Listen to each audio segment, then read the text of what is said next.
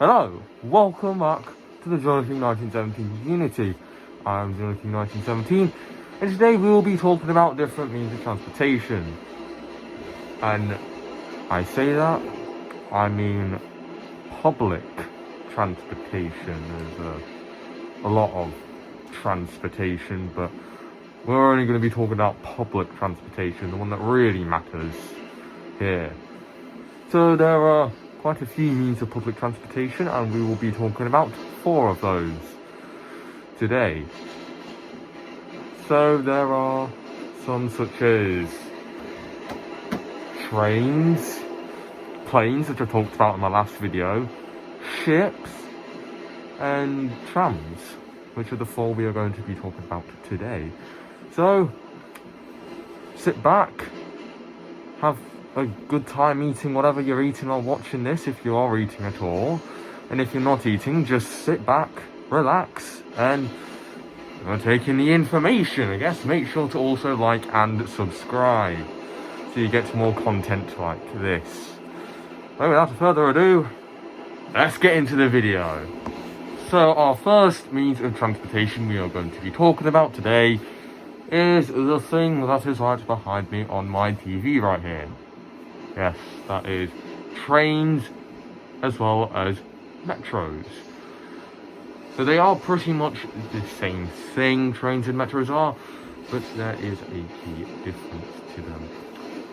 And that is what we are going to be talking about, as well as what they are in the first place. So a train is an intercity thing. It takes you from city 1 to city 2, from city A to city B. For example, if you wanted to, like in the UK, if you wanted to go somewhere from like Sheffield to Cambridge, you would go on a train, as it's quicker and it's just better, really. Yeah, a train, it's nice inside. The old train interiors, my personal opinion, they look way better. Here is a old train interior from around the late 19th century to the early 20th century. It looks nice. It's beautiful, in fact. Absolutely fantastic. And here is a train of today in the year 2024. Yeah, there is a severe downgrade in beautifulness, in beauty, in a train of the 21st century, of the year 2024, compared to what we used to have in the Edwardian period. But don't get me wrong, trains nowadays still look nice. And they are more useful as well, because they are comfortable. Yes, they also have phone chargers now, so you can charge your phone or your console, like a Nintendo Switch, for example. I brought my Nintendo Switch on Eurostar when I went to Rotterdam. I had a blast playing Mario Kart while my stepdad was getting drunk.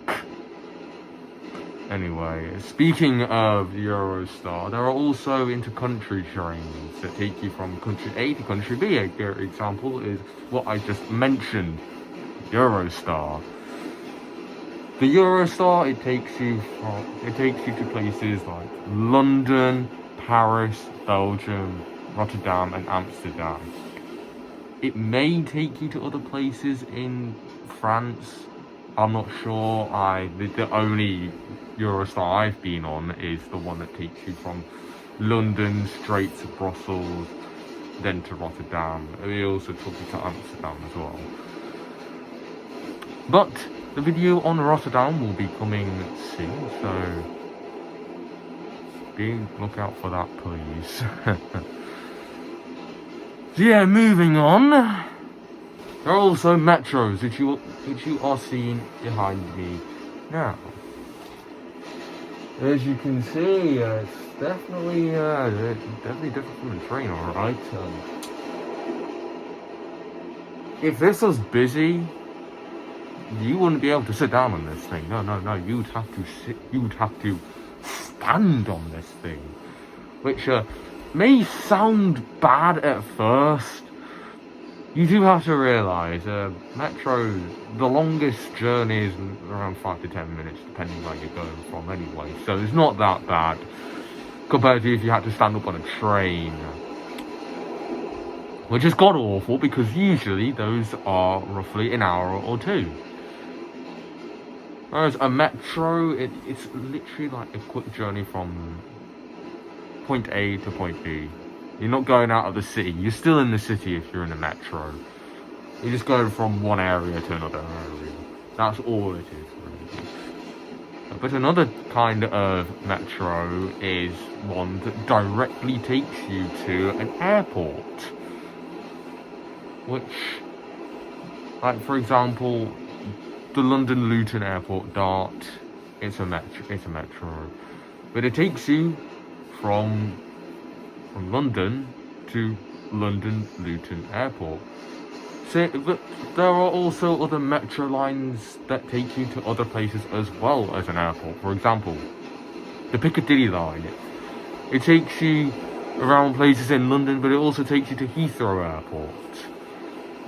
And I've been on that line myself a few times when I visited London, and it's quite nice. I like the line, mainly because it's not as busy as other lines when I've used it, but because it takes you from the outskirts of London to the inside of London. So yeah, that's just me speaking from personal experience. But yeah. Anyway, moving on, that is what a train and a metro is. A train is what takes you from one city to another. For example, if you was to go from Lincoln to Norfolk, that is a train. A metro, a great example of a metro is, as mentioned, the London Underground. Takes you from Greenwich to King's Cross, or Aldgate to Westminster. That is a metro. And actually, another great example would be the Rotterdam Metro. Like, for example, if you was to go from Rotterdam Central to Rijhaven, or Beurs to Wilhelminaplein, that's a metro. It takes you from one area to another, and a train takes you from one city to another. Or in some cases, like the Eurostar, takes you from one country to another country. Like, for example, you can go from the UK to France on a train. But yeah, moving on to the next thing. I just realised I called this next one a thing, didn't I? So, next means a transportation. That would be something my channel is built upon. Boats. Specifically cruise ships and ferries. So let me get this out of the way. The difference between a cruise ship and an ocean liner.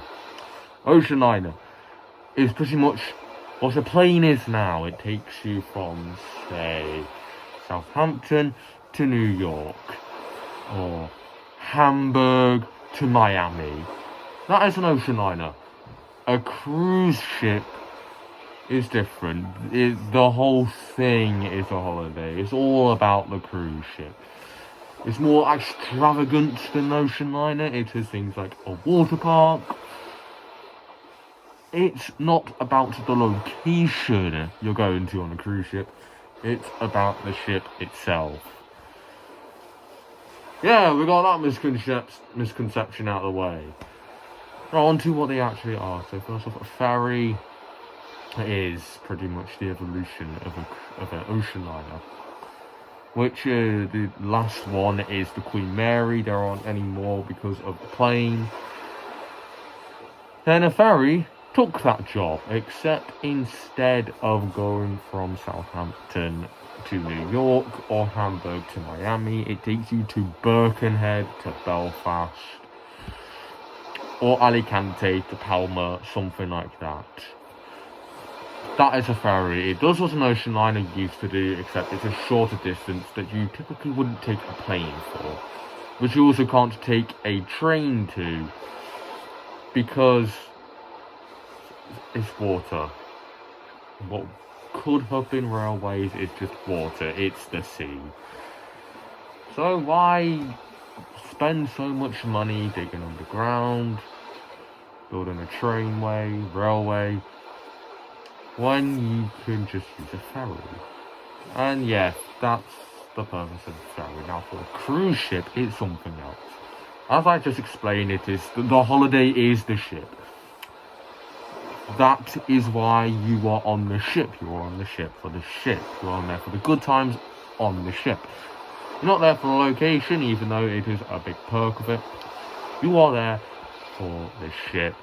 It's extravagant. It's got a nice bar, so if you want to get drunk with the boys, get a few beers down you, you can do that. But if you want to have a good time at the water park, and yes, they do have not even small, big water parks as well. They have big water parks. You can enjoy yourself there as well. And that is the joy of a cruise ship. They also have cabins, which ferries don't have. Because you're not going to be there for around 8 hours on a cruise ship. You're going to be there for about 8 days. So you need somewhere to sleep once you've had your fun on the ship. Or you've just gotten drunk with the lads. You're wasted. You've had about 10 pints, maybe even more. And you just need somewhere to crash out. There's a cabin. They also have stuff like a TV, nice comfy bed, a balcony so you can look at the sea. And it's literally a floating hotel. That is a cruise ship, effectively, especially the cabin area. That is a floating hotel. With the water park, the deck stuff, and the fact that it is moving. Now, cruise ships are the biggest form of transportation in terms of size that we have on this world. Like, they're massive. Have you seen even Symphony of the Seas? Oh my god, that is massive. But yeah, they are the biggest form of transportation. It's of the size. They're not the biggest widely used. That would be the plane. I guess you could say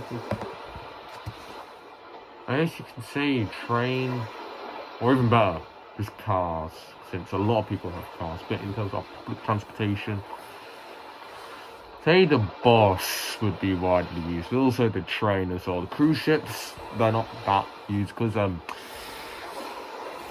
money. Yes, money. It's expensive to go on a cruise ship. I'm pretty sure it is cheaper to use a ferry, but that's because they cover a distinctively shorter distance than a cruise ship. Cruise ship covers something massive, or it just takes you to multiple places, like from Southampton to Alicante to Marseille to Rome, just all the way around, pretty much, until you get back to your home where you got on the cruise ship first. Really.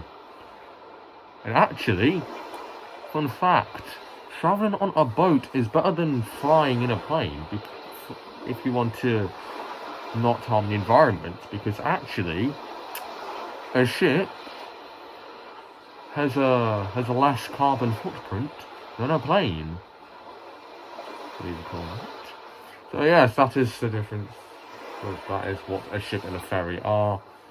I shouldn't say difference, because, well, I did explain that. It wasn't really talking about differences between them, even though I did say that. We just spoke about what a ship is.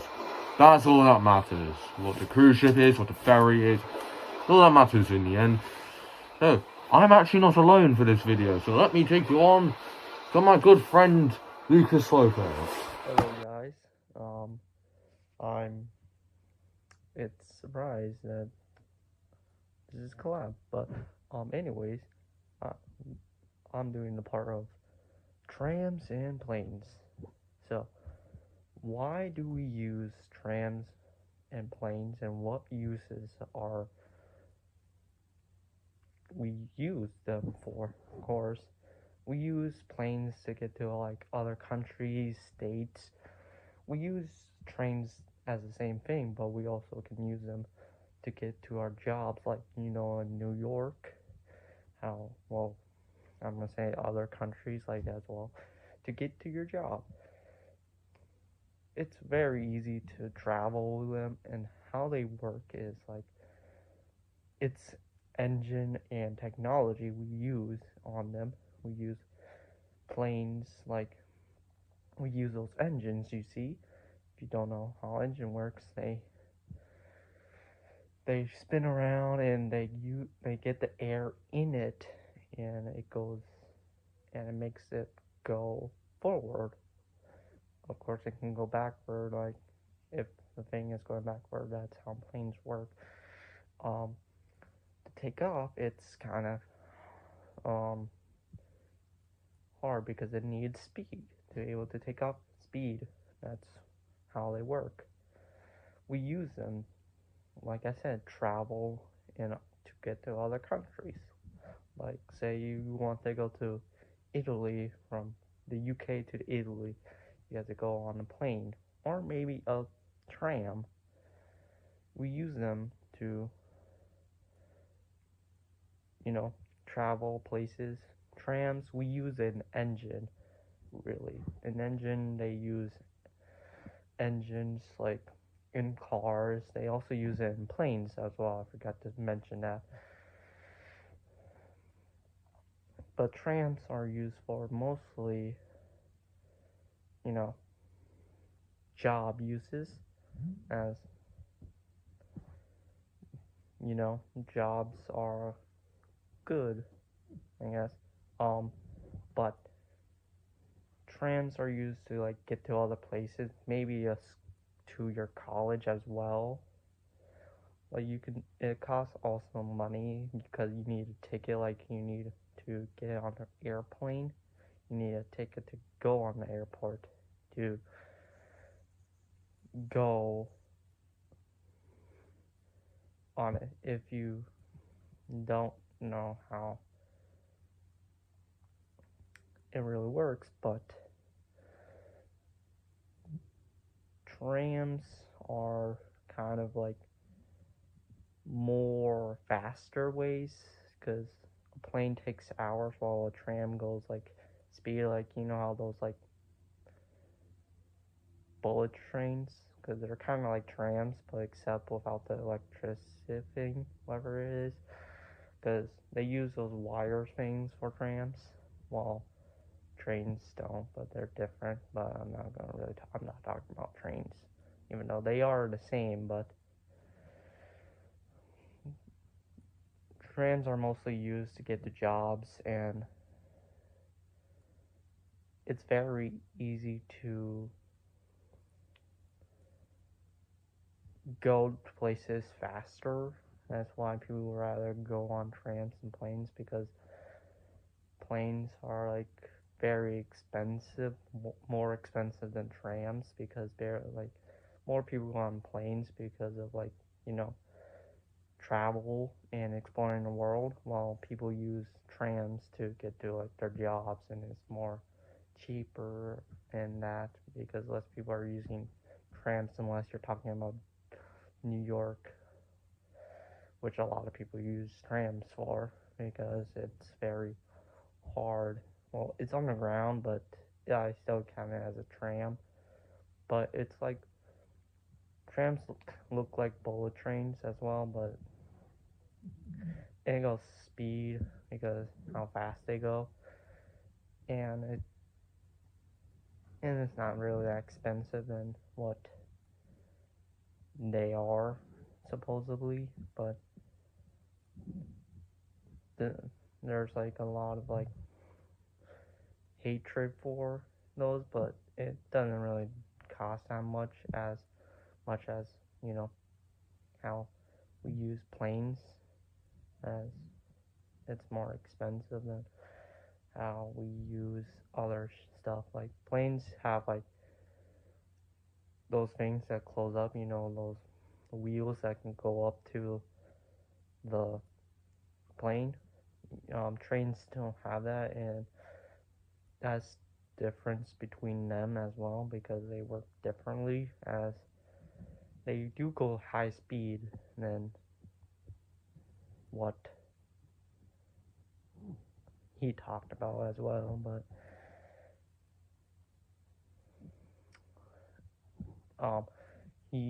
But these are like very useful for our works, or maybe if you want to travel you can use a plane, which is also useful for, or want to go to another place, like say you're in a long distance relationship, you can use a plane to go to the person you're dating. That's how planes work. Sometimes you can do that with a train if they live in the same state or country that isn't that far. So I guess that's my part. I'm gonna stop recording. Anyway, like this video if you liked it. Yes, thank you, Lucas. And yeah, that is it for this video. You now know the four means of public transportation: trains and metros, ships, planes, and trams. So, yes, make sure to give this video a like if you enjoyed it. Subscribe as well if you want to see more videos like these. Make sure to check out the Instagram as well as the Discord for more updates. And also make sure to check out Lucas's channel, which will be linked in the description as well. So, see you in the next one.